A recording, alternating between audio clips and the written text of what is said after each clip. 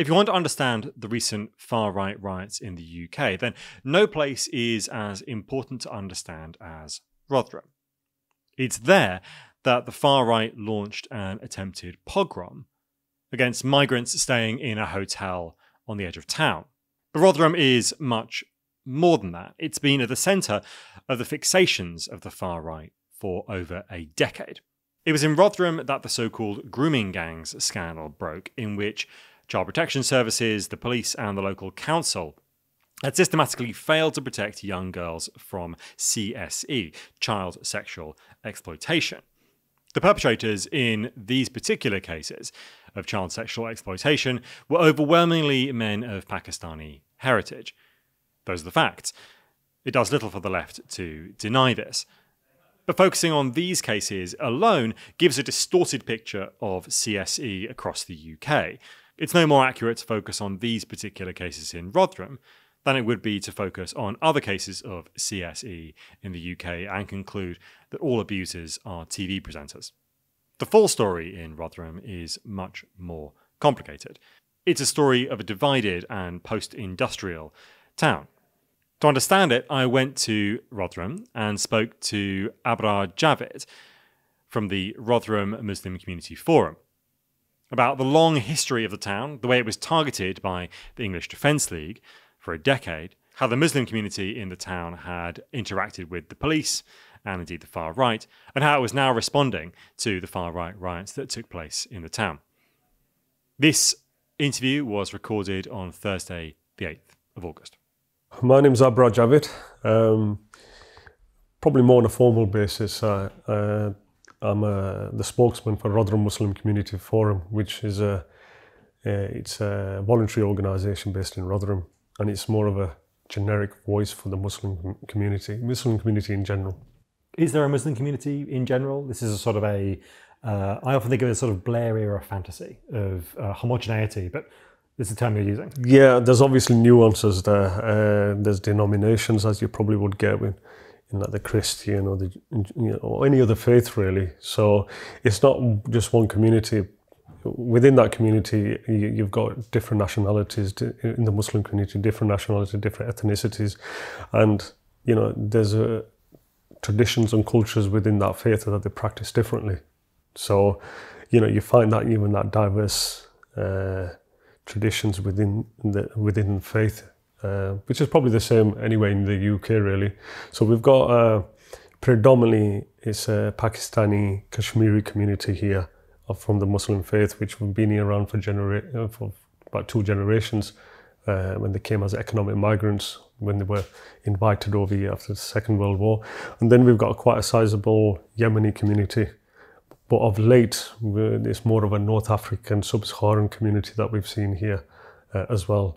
So that's the kind of mix. Is the Yemeni community related to the ongoing war in Yemen? Probably a bit of a mix. From my experience of knowing, of being brought up here, I've said the Yemeni community has probably been predominantly. They came in the 90s, I think. But if you go over just over the border, so to speak, in Sheffield, they've been a lot longer. I think they've been as economic migrants way back. In the 50s, yeah. The different parts of their local area are quite significantly different in some ways. We just came over from Barnsley, and last night I was in Rotherham here and also in Sheffield. Yeah.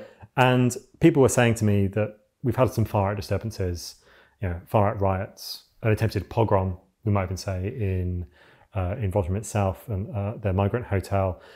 And the response of the local community has been quite kind of different. So yesterday evening when I was at the Rotherham counter demo against the fascists, lots of people there seem to have come over from Sheffield. It was quite hard to find a local Rotherham organiser. Is that your impression? Yeah, it's very interesting because, look, we've got a fantastic community with regards to who are anti-fascist, anti-racist, anti-Islamophobia, especially in Sheffield, very active. We've all had fantastic support, and going back 10 years ago when we had the sort of post-CSE scandal in Rotherham, which had a significant impact on our community for various reasons. We had a very strong support from whatever you want to call them, lefties, or from the Stand Up to Racism branches, that came and showed a lot of solidarity with with the Muslim community in Rotherham by and large. And Sheffield has got a very strong history in resistance against, and so has Rotherham, to be honest. It's got a rich history there, especially with the National Front back in the 70s, 80s and 90s. But it's interesting what you say about the protests. Now, you're right. If we're referring back to yesterday, where there was potentially the far right said they were going to come and target immigration solicitor firms. I'm not surprised that there was more of those anti-racist protesters, counter-protesters that came from Sheffield, or I know there's quite a few from Rotherham as well, but you didn't really see maybe someone from the Pakistani or the Muslim community there. We generally do come out. We did come out back in 2014 when there's a lot of far-right marches. It was the EDL, right? Yeah, a lot of the EDL. Well, whatever they want to call themselves, there was the EDLs of Britain's First National Front. I mean, it was all the same, different names, but under the same guise kind of thing. Yeah, different guises. So so coming to this march, we decided as a community that we will come out. We need to take a stand, but we'll do it. We felt that we were really under threat in terms of potentially, without any warning, they may come to attack the mosques, attack our communities. So we decided, more of us, from a sort of defensive point of view, to take a stand and protect our livelihoods, our families, and our hubs, which happen to be our mosques. So we decided to take that position rather than do anything counter to a far right march, because we'd seen what's happening in Barnsley, at the hotel, and how quickly that became very violent and vociferous. And we didn't really want to get caught up in that, because we know how media can twist it very quick and say, look at these marauding Muslims, and that gives enough fuel to the fire, so to speak. And I know that the far right use that as a recruitment drive to get other people involved, because we've almost learned the lessons of what was happening in the far right marches back in 2014. So we thought we'll take more of a defensive position in that regards, but come out, obviously not just be at home and cower away, because this country is ours as much as anybody else's in that regards, and we don't need to justify that, especially me being born here. So we decided to sort of look after our mosques in conjunction with the police and working with them. Yeah. There's been sort of debate on Twitter in the last few days about working with the police and the Muslim community, engaging with or not engaging with the police. What's been your experience of that? Okay, so it's very interesting when we speak of the police. My experience of the police, thank God it's not much, for various reasons, but it has been more prominent since the J report and CSE in Rotherham. I mean, if I can give a bit of course, yeah. Please. So when we had the J report around the CSE, just the CSE stands for child sexual exploitation. It was a sort of major crisis, right? So exactly. So when we had the CSE report in 2014, it was around that time. It was like a bombshell that just hit Rotherham. Rotherham was a very small town, and and to hear that.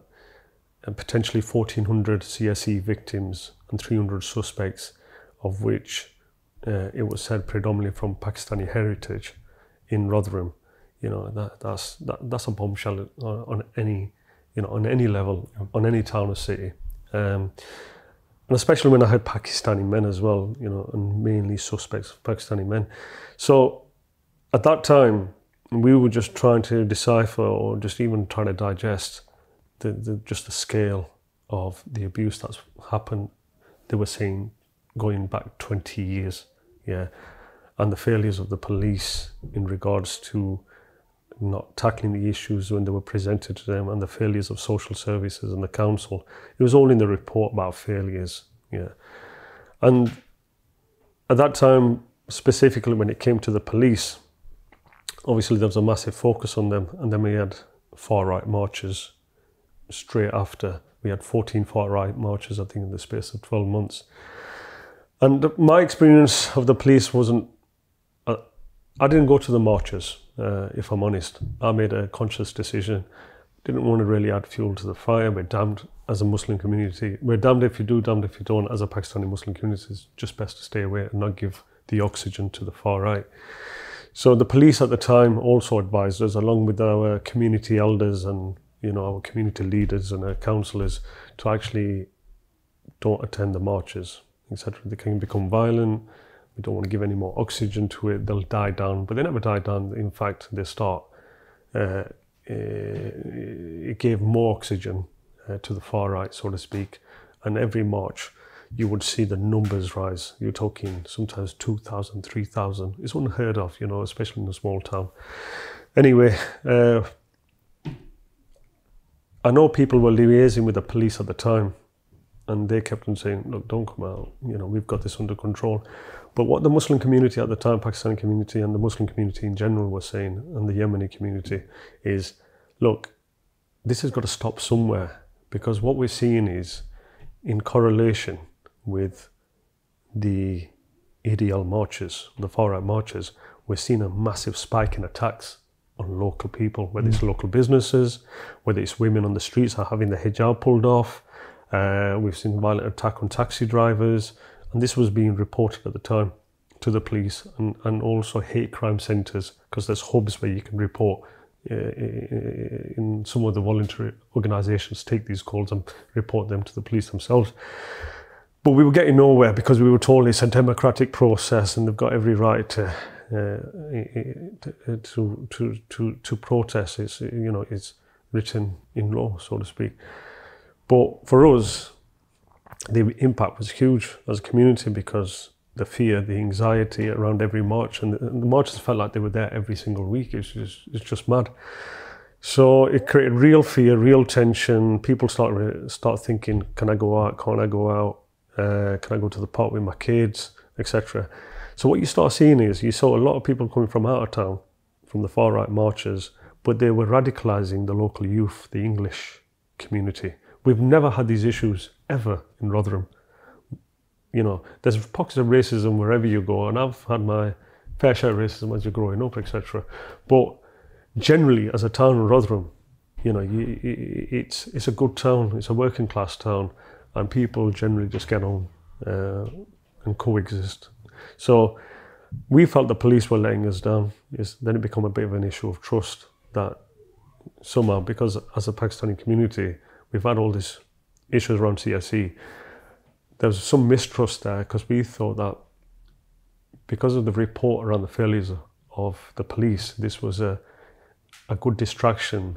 That's why people were allowing the marches to happen, to keep the distraction away from themselves and from the establishment, and literally putting the blame onto the Pakistani community on what's going on.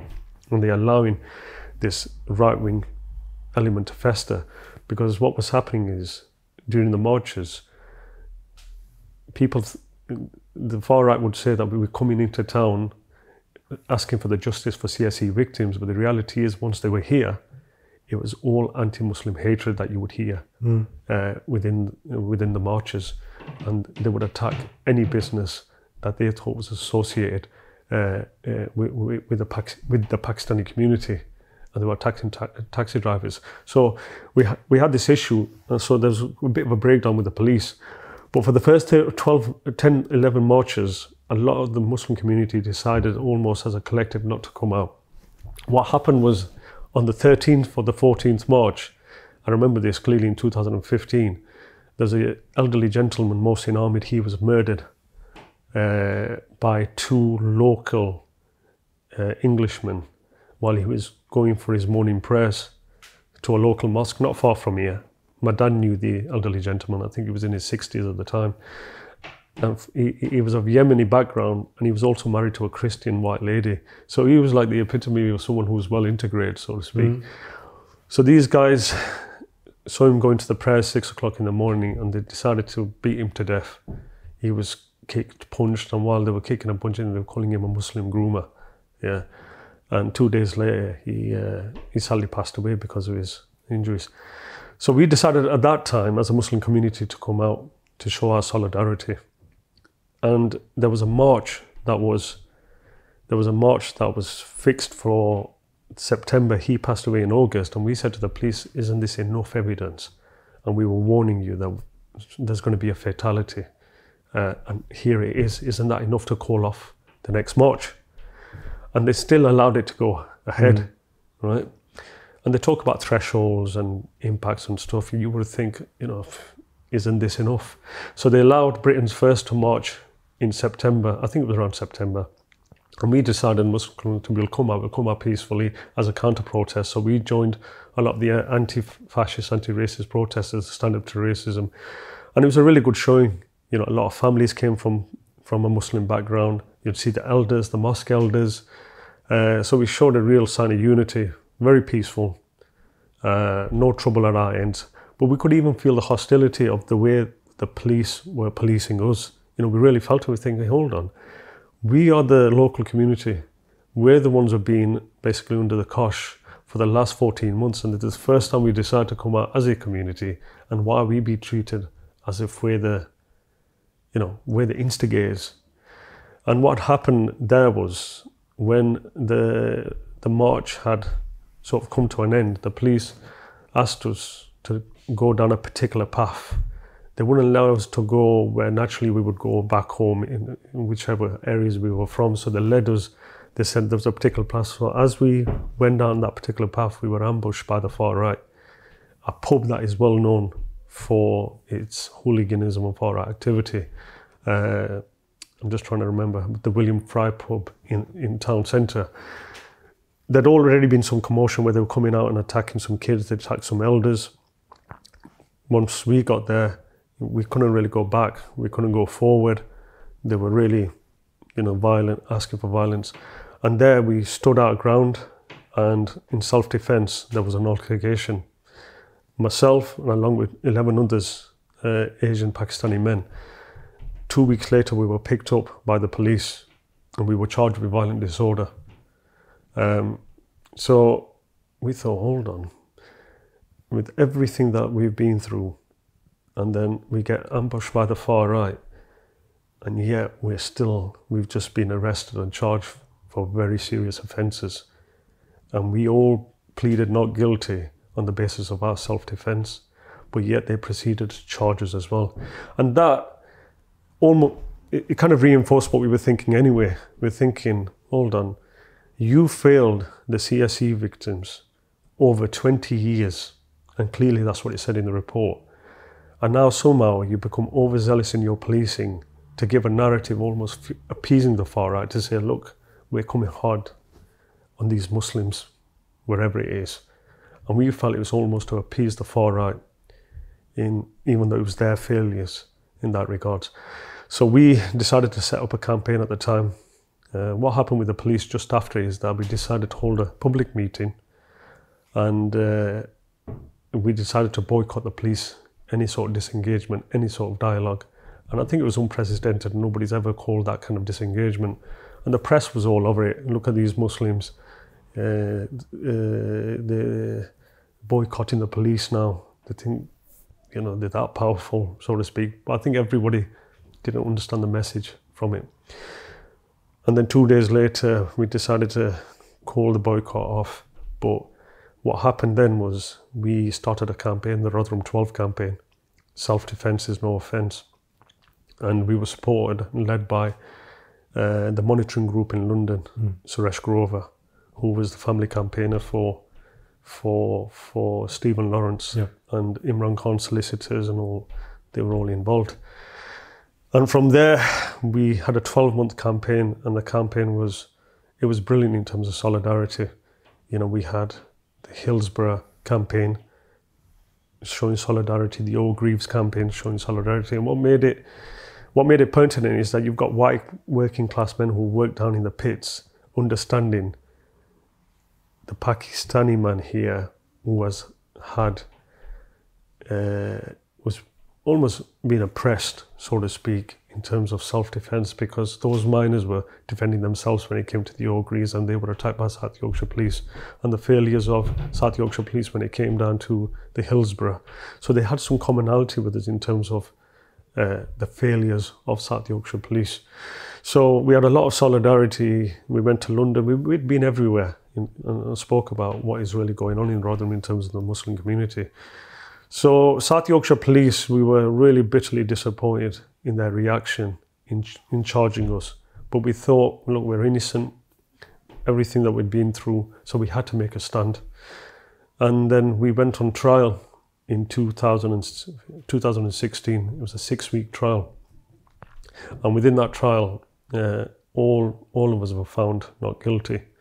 And all of the jury were white. Yeah, and it's important I say this, because in everything that was going on, the divisiveness, the narratives that were playing around, the far right tried to create a very us and them situation, and you kind of lose yourself in that as well. You lose yourself in that kind of humanity. You start believing almost that actually maybe it is us and them, you know, and you get into a kind of fight or flight kind of situation, even with your thinking. But when that verdict came back from 12 white jurors saying, and there's 12 Pakistani men in the dock not guilty, you know, it was like some kind of revelation, you know, thinking, hold on, there is hope out there, so to speak. And it restored my faith that actually, you know what, the majority of people think that way. They may be silent, but we can't almost fall for what the far right are trying to create, and they're trying to create an us and them situation. So when it came to the police, you would think as a defendant, as someone who's gone through all this, you know, I'd be anti-establishment and I'll do anything that I could to possibly, you know, diss the police or cuss them wherever we can and turn it into that situation. But me personally, I never looked at it that way. I thought, look, I'm a taxpayer, and these are our public servants, so to speak, and we have to hold them accountable and make it better so that our rest of our communities don't have to go through what we did. They have to do better. And accountability is the only way to do that. So we decided to move forward. From there, we had a meeting with the Police Crime Commissioner, Alan Billings. I don't know if he's still around. Great guy. Does a lot. He's a man of faith. I think he was giving half of his salary to charities as well. We spoke to him, very open and frank chat. And from there, we were trying to build a dialogue with the police, but one of equality. You know, we weren't going to be messed about or, you know, we were going to question and scrutinize everything they did. Because if I took it onto a personal level, it kind of loses the focus. I was thinking more on that sort of community level, where what do we do to make things better? And that was always my ethos. So I know sometimes we get on this sort of leftist and right and where we are. I don't look at the world like that, to be honest. I don't like this pigeonhole. I can only go on my experiences to think, right? Because I think we do so much throwaway comments. Oh, it's racism, it's Islamophobia, it's anti-Semitic and stuff. And I think we say it so many times, it's just lost some meaning when it actually is racism, when it actually is anti-Semitic, when it is far right. Or is it so?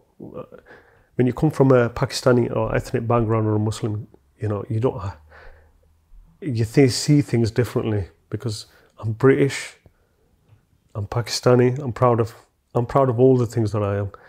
But sometimes I think when people say to you from a very sort of more of a privileged background, and what I mean by that is that if you're white, you will not see my struggles, yeah, and you may dictate to me what is liberal or what is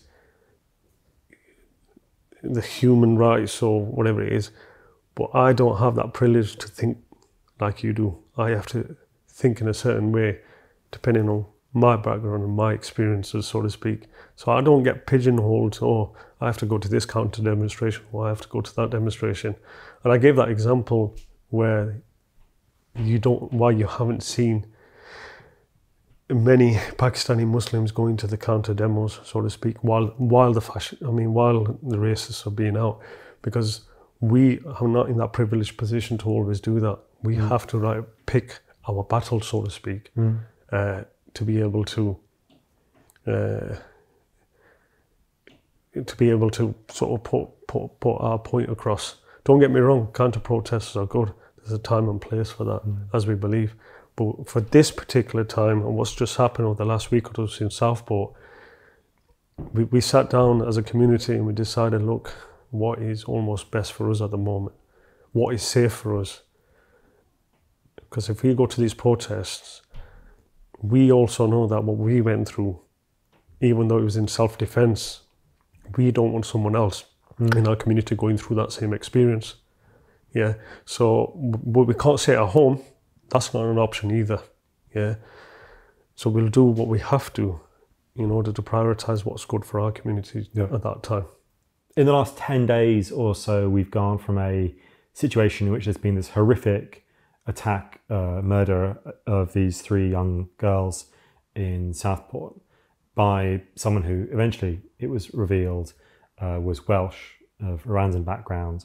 But in the vacuum of a lack of information, it was assumed by people on the far right that that person was Muslim. And then even once it was revealed that he was not in fact a Muslim, there was this sort of equivalence drawn between, on the one hand, black people or people of colour more generally, and Muslims. And then we've gone from sort of Muslims to migrants. So there's sort of this sort of slippage.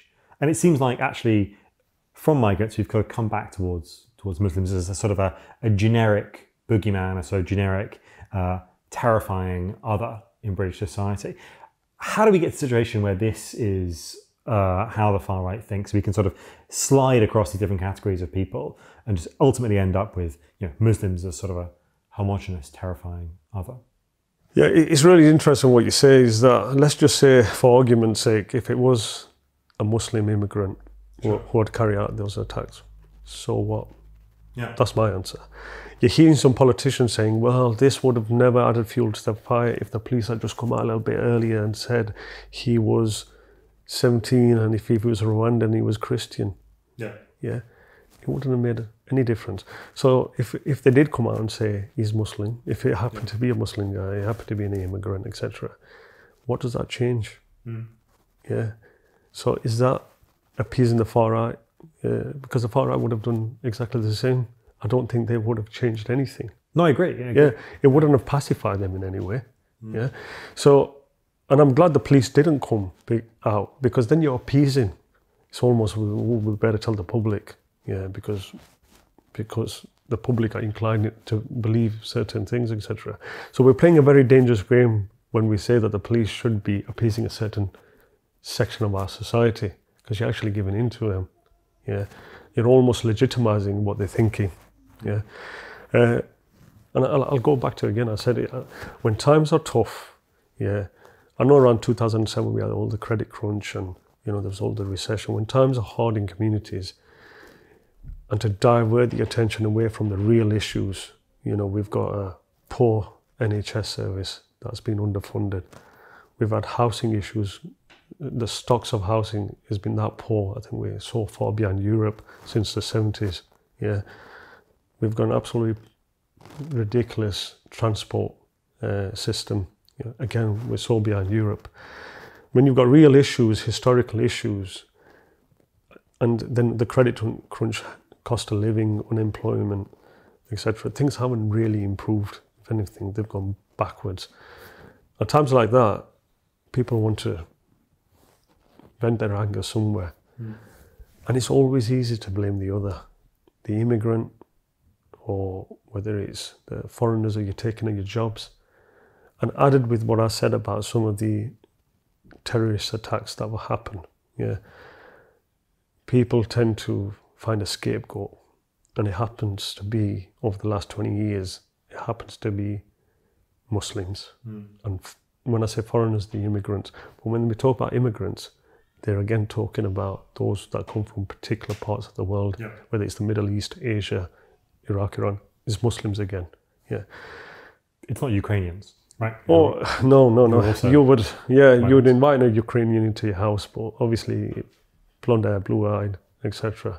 So we've seen this play out over a number of years, and then you've got the likes of the Katie Hopkins and the Tommy Robinsons and 50p Anderson, the most recent one, MP Anderson, and then you've got the likes of even the throwaway comments from some of the MPs. We just recently heard an MP, a Tory MP, saying that if you hear Allahu Akbar on the streets, they should immediately be arrested. Yeah. I don't think this guy even knows what Allahu Akbar means. It just means God is great. Yeah. And he thinks that's an arrestable offence now as well. Yeah. The world's just going mad. But I think it's insidious. I think it's not people are just saying this, thinking, oh, it's a bit of bigotry, we just don't understand what we're saying. It feeds into a certain psyche.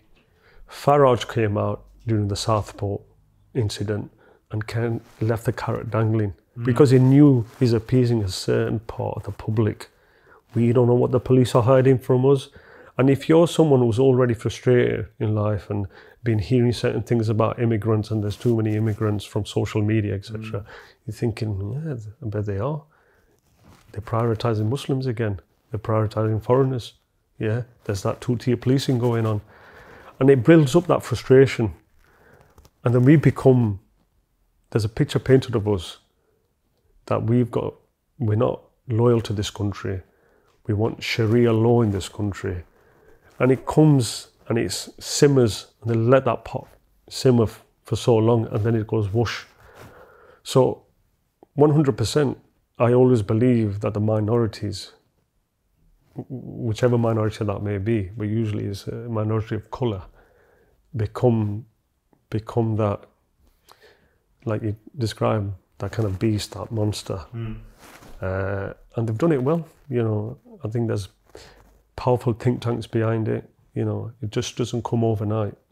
It's well planned, it's well funded.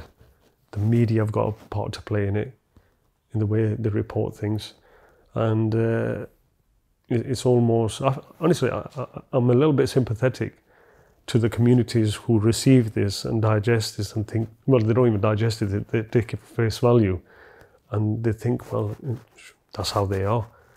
I've got a little bit of sympathy for those communities as well, because they fed with this rhetoric from so many places, and then you legitimize it almost politically because their MP is saying it. So they think it must be true.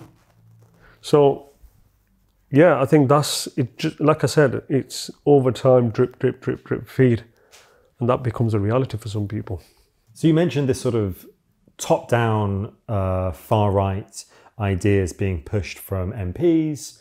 So obviously Nigel Farage, but also some Tory MPs, and then people across the sort of political spectrum, what you might think of as sort of far-right influencers, Katie Hopkins, for example. And like, how do you see the role of these people, these sort of leaders? And do you think there is a organic conspiracism that is happening at a much sort of lower level? So individual people whose lives no longer make sense to them, trying to reach for conspiracy theories that, or maybe even making them up themselves. Like, how do you see the role of particular leaders?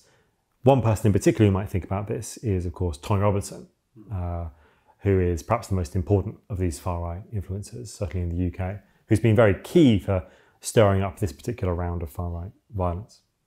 I know where you're coming from. It's almost, it's a difficult one.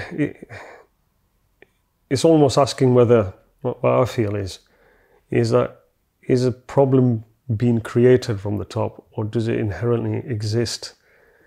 Is there something already there for the media and certain institutions or public figures to build on something, so to speak? I think that's what you're trying to get at. I think organically, look, there are some people, right, are inherently racist.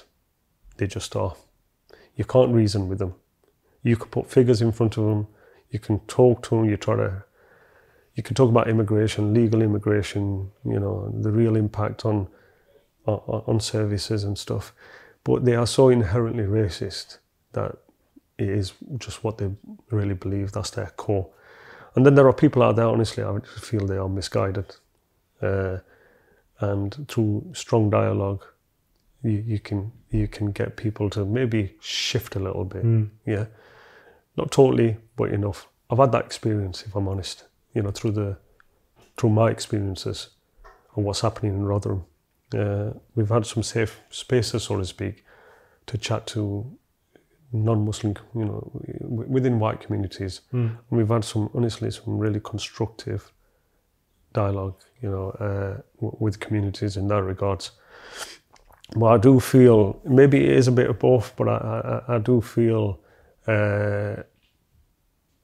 at a grassroots level, there's a very much minority who are very strong in their views about people like myself.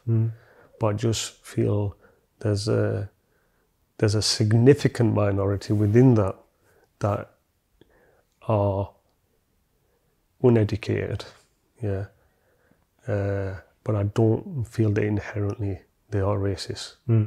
So in some ways it feels like over the last week or so, we've come to a sort of a pincer strategy against this round of far-right violence.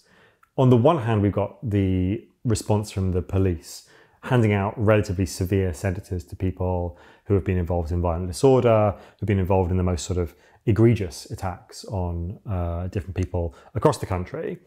And on the other hand, we've got a large group of people who maybe aren't so committedly racist, aren't so committedly on the far right, aren't necessarily even organised into a group, but who are just actually, their main response is, you know, probably quite racist as well, but not committedly so, and genuinely really confused about how their lives are going. And it feels like those people are sort of being talked to, or perhaps being prevented from coming to another far-right march by these wider sort of community scale demonstrations we've seen across the country last night. And so I'm wondering, am I being too optimistic when I'm saying that that looks to me like a pretty effective two-part strategy for dealing with this particular round of far-right violence? No, I do believe that there is optimism in that. Like I said, I don't look at things left, right. You know, I do believe there's genuinely good people that actually came out on that march, yeah, and probably horrified with what they're seeing in front of them, yeah. If I can take the example of what happened in Rotherham at the hotel, I know you could see from the pictures there were generally people who were pushing back as well. I'm on about from the anti-immigration march. You know, that's one way of describing it. That's a very generous way of putting it. Yeah, I'm putting it very generously. Yeah. But what I'm trying to do is I'm trying to decipher, there's probably 3 or 4 different categories of people that came to that march. You had one that were absolutely hell-bent in causing thuggery. And sometimes they're just thugs, yeah. They probably don't even know why they were even there, yeah. And then there are others who instigate that kind of violence, but they come from a very far-right background. They know what they're doing. They've got a form in it, yeah. And there is a significant element in there, but I think the vast majority of people are listening, feeling that nobody's listening, the government's not listening, yeah. Nothing's really changing.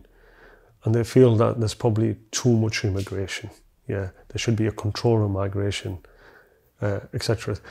Whether you believe that or not, that's irrelevant. But generally, they don't go out looking for trouble, looking for peace, and they feel there's no other platform maybe for them to vent their anger.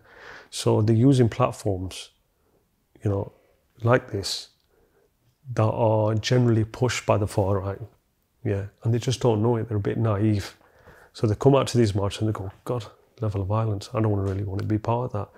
But they feel probably they've got no other alternative or no other platform because nobody's listening. So I honestly believe those are the people that you can reach out to, yeah. And I don't want to class everybody, like I said, that they're all thugs, they're all bigoted, they're all Islamophobic. I don't believe they are, I genuinely don't. And those are the voices that do need to be heard and separated. What I do believe is what's happening at the moment of the way they're dealing with the ones who've caused the violence, 100%. I would say that about any community, there's no excuse for that level of violence.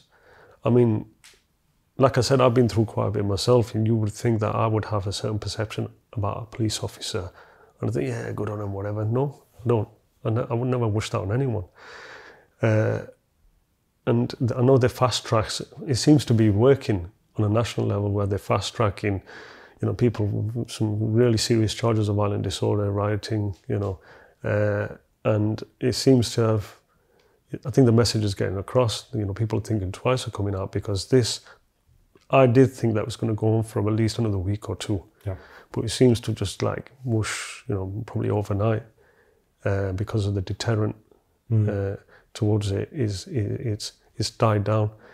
But what I personally think now's the time, or more in the foreseeable future, is that those people who are disgruntled, who are law-abiding generally, need to be given a platform to be able to speak openly about how they really feel, because only on a platform like that you can dispel some of the myths, I believe, around immigration or around our communities, and kind of bring it back to some kind of semblance.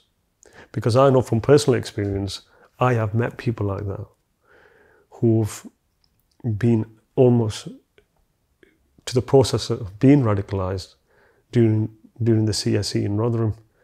But we've created certain spaces to be able to speak to people like that, and you see a little better understanding of some of the issues. Then they start looking at you as people rather than just a group. Because when this was going on in Rotherham at the time, a lot of people's assumption was, well, you must have known as a community what was going on. Because their perception already is that you are just a community. You literally piss in the same pot, if you know what I mean. You must have known, that kind of thing. And then when you say to them, look, when you start speaking on a human level about the whole thing, and they start having a bit more of understanding, well, hold on, this could have happened anywhere. It's criminal behaviour. Why would someone who has his own daughters, and that's the way I explain it, I've got my own daughters, I wouldn't wish it upon anybody. This level of abuse, if it was happening, I would have reported it at the time, and myself. So criminals and perpetrators do certain things in a certain way to hide it from everybody else. That's exactly what was happening.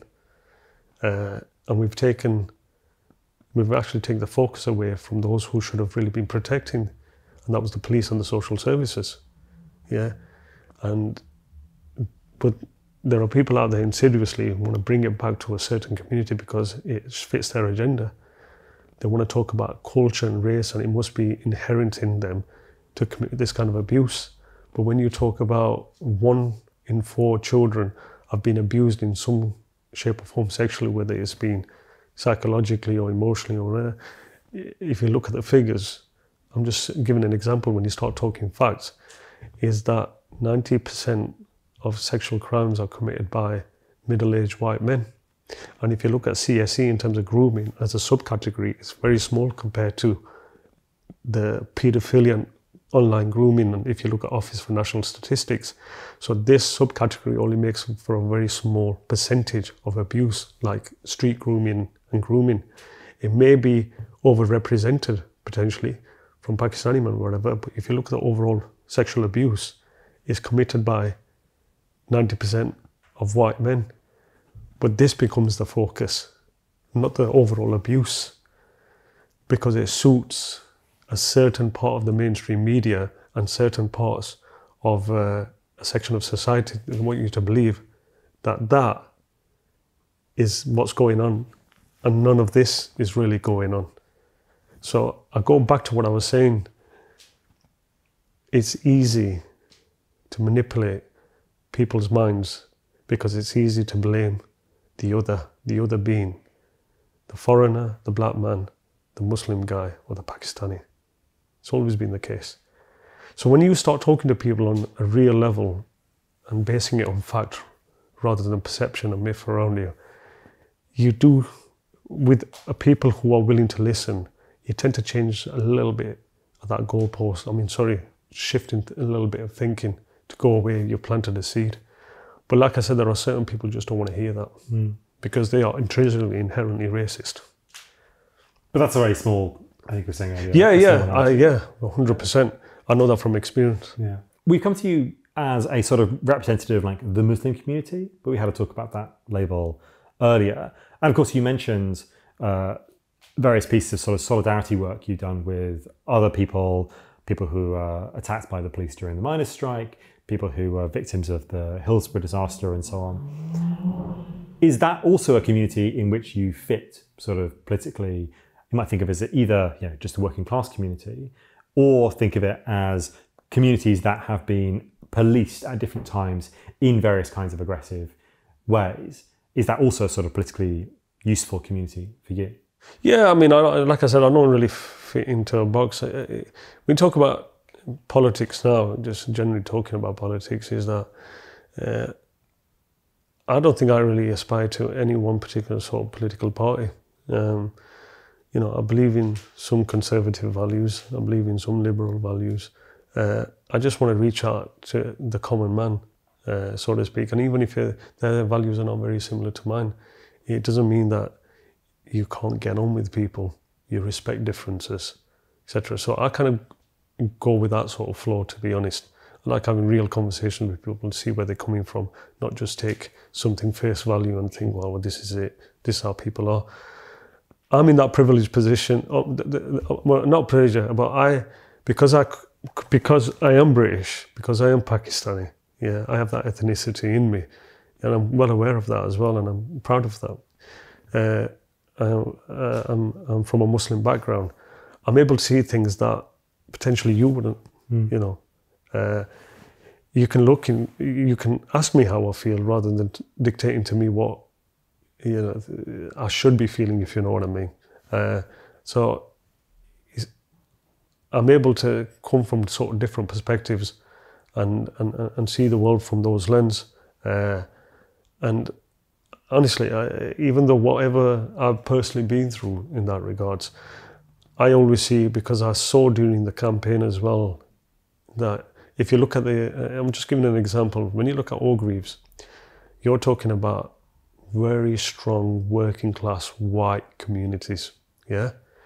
And I don't think there was many, if any really, people from ethnic minorities back in the 60s and 70s working in the mines, yeah? Probably a very odd few. And in those communities, there was little interaction with Pakistani communities or any other kind of... So you'd think they'd have very entrenched views about people like me back in the 70s, maybe, or 80s, in terms of immigration and everything else. And the funny thing is, when we were talking at a certain level, I felt some of those views were there. But when you talk to... So I'll give you an example. When we went to see Orgreaves at the time, and we were speaking of... So I was talking about Islamophobia. I was talking about race. They didn't really click with that understanding of me articulating my distresses. Yeah, I could see it. They were alienated to that.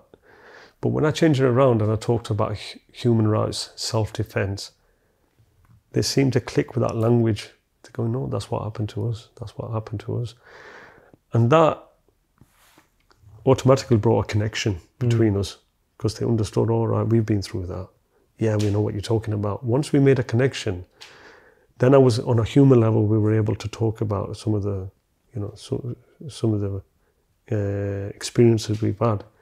Then I started delving a little bit deeper into those nuances about, look, this is how I feel also as a British Muslim Pakistani and what I'm going through.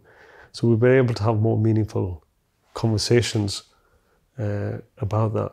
So it's really interesting. A lot of people saying to me, oh, what, Orgreaves, in solidarity with a campaign that is, it's got this whole context around CSE and Pakistani men. They didn't know how we even made that connection with a particular campaign like that, because of the vast sort of differences in terms of community and our backgrounds, whether it's ethnicity or religion or whatever it is. But I sometimes think it's how you bring that conversation about as well. And I feel we made some really strong connections with campaigns such as that. And so yeah, it was a massive sort of learning experience for myself as well. So that's why I always feel there's hope going forward, that the common man out there generally just wants to get on. It's going through a lot of issues, but we're fed so much by the social media and the mainstream media, which shapes opinions which are not necessarily true. And that's why on a human level, at a grassroots level, it's hard to have those conversations. Not everybody wants those conversations, but they have to be done.